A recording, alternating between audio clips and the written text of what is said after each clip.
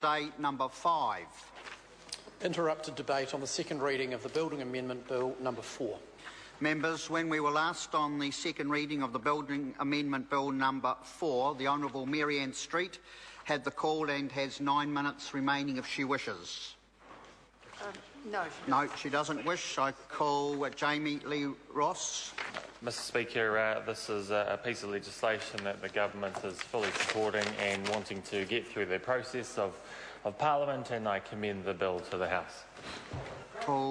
I call the Honourable Shane Jones. Sir, I join my other colleagues and do not support this bill, and it's with a considerable level of disappointment because, sir, many of the reforms which Maurice Williamson has shepherded through actually begun towards the final stages of our tenure under the leadership of Helen Clark.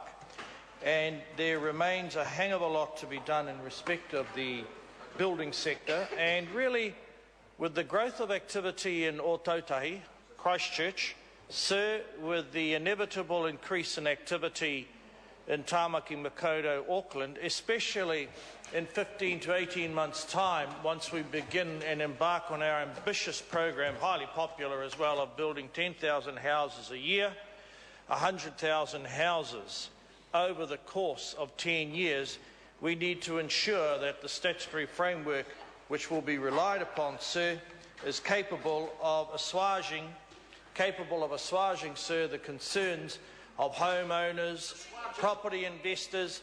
And now, sir, it might come to pass that there's a valuable lesson being learnt in the context of this debate in terms of how long the government has allowed the situation in Christchurch to really spin out of control.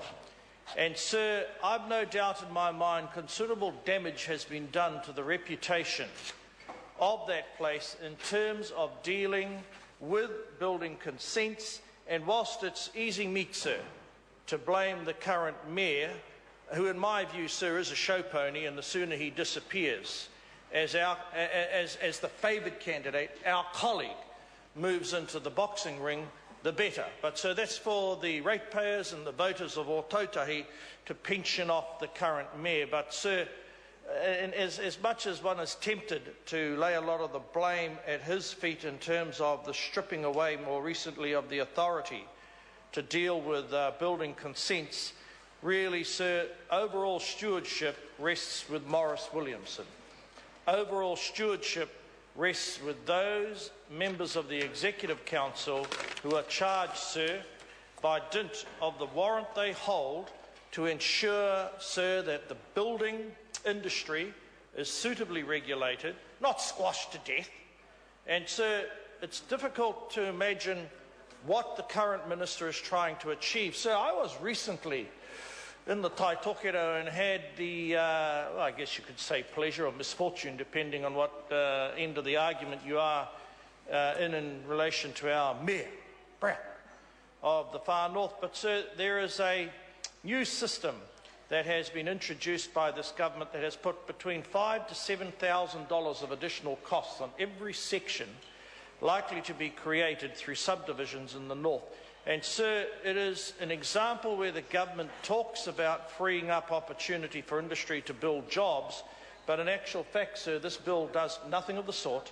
And in addition to that, sir, this additional $5,000 to $7,000 worth of dough that's been imposed on the purchases of sections because of a new sort of bureaucratic freight that has been tossed on top of the subdividers. It deals with sort of a policy that was conceived in isolation here in the bureaucracy about perceived hazards.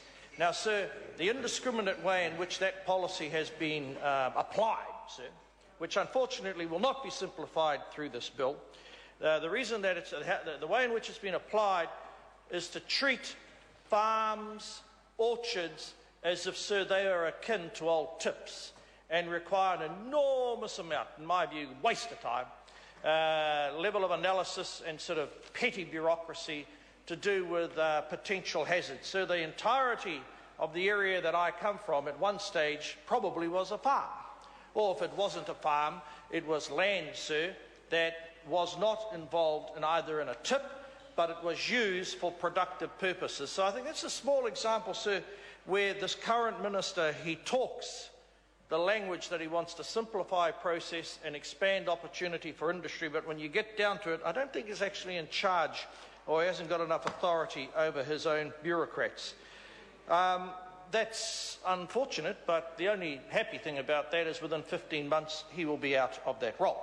I thought he might have stood actually to contest his credentials. For a brief period of time they reached the sort of starry heights of sitcoms in America. That's Morris Williamson I'm talking about.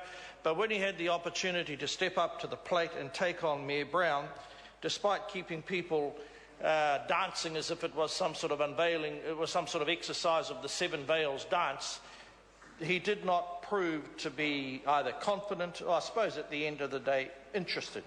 So we cannot support this because, as earlier speakers have pointed out, what's needed is a comprehensive set of changes, not this piecemeal, reactive, bit-by-bit approach, to the point, sir, that the majority of the submitters that came to this particular committee expressed a complete lack of confidence in terms of this particular bill. Now, sir, it is Bill number 4. There have been other bills, sir, which we supported. And indeed, I held the role on behalf of the opposition, Her Majesty's loyal opposition, sir, in an earlier period of time in the last 5 or 6 years. And I have to say they have passed rather tediously. But sir, in that period of time, we did agree with some things, but we will not be agreeing with this. And we've received some very good advice from our member who's focusing on these issues, Raymond Ho, and without a doubt, he understands the importance of ensuring that petty bureaucracy, inflexible rules don't actually frustrate the ambitions of young families wanting to own their own home, whilst at the same time, sir, holds accountable those who are putting investment capital at risk and creating subdivisions and then going on, sir, to build houses. But, sir, house owners, young families, at the end of the day, are consumers. Now, they come to the task, sir, trusting in the quality of the craftsman or woman. They trust also, sir, in the robustness of the statutory allocation process. Now, more recently, sir, over the last 10 to 15 years, we've learnt that elements in the industry have let us all down. Now, it may, sir, prove to be the case that our government in 2002 and 3, in the days of George Hawkins, perhaps it should have initiated and funded a class action against Fletcher's and allied companies who did bring product to the market grossly unsuitable for the climate conditions, etc., in New Zealand, but that's come and gone. Which is why, sir, many of us supported what Morris Williamson sought to do in trying to get a compromise to enable people to escape from houses that have begun to resemble aquariums. But this, unfortunately, sir, does not capture our support. The licensed building practitioner regime, sir, which to a certain extent is covered in this piece of legislation, was initiated by my colleague, Clayton Cosgrove, sir, a person whose stature might rise in Christchurch, that remains to be seen. But, sir, he's a very, very knowledgeable and competent minister of the time.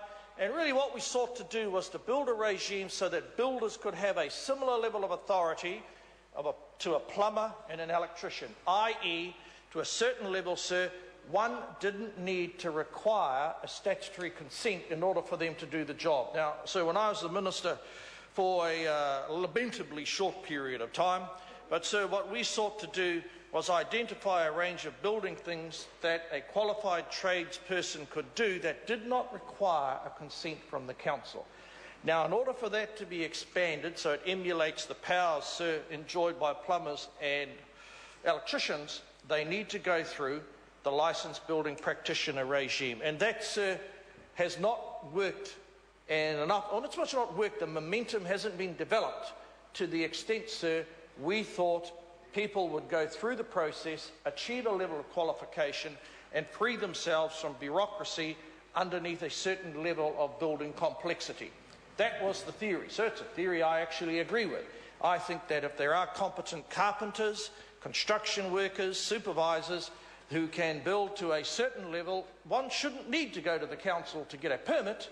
One should just treat it like a plumber's task or an engineer's task. But, sir, sadly, this bill doesn't take this House or the country anywhere in that direction. Consequently, we will not be supporting the bill. Call Claudette Hauiti. I congratulate Building and Construction Minister, the Honourable Maurice Williams.